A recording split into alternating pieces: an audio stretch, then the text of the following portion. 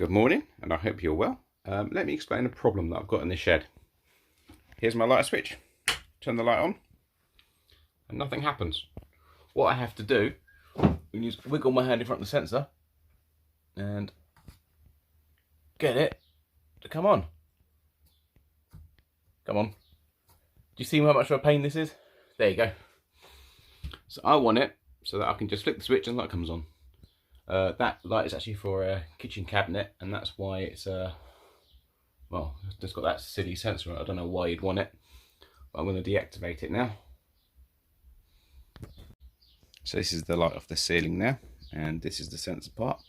See, it's got a black cut, so it had a silver faceplate on, which you take off. So even just doing that, it's doing some weird flickering stuff.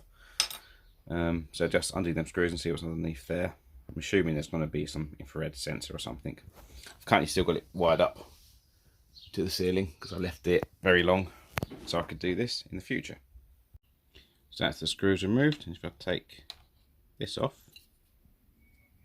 there you go. You've got probably a diode, an infrared diode, and infrared receiver in there. And looks like these two wires are your LED power. So LED power here and here.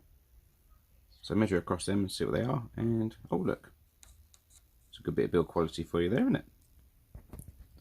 Used to nick the wire.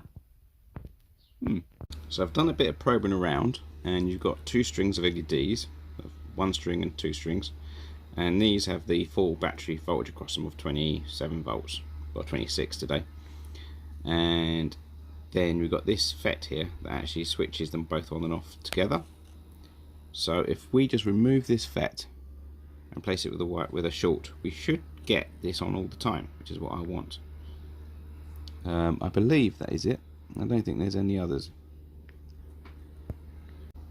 So that's the FET removed. I did that just by running an iron along both sides of the FET until it fell off. So what we've got to do is put a link in between that pad, and it should stay on forever. So one nasty bit of soldering later, and I think it's done. So just time to check it.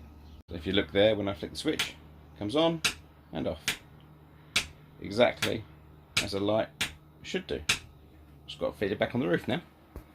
And if you want to do this yourself, this is the make and model of the light in question. So there you go. And now, by flicking the switch, we have light and no light. See, it works. Thank you for watching, and see you next time.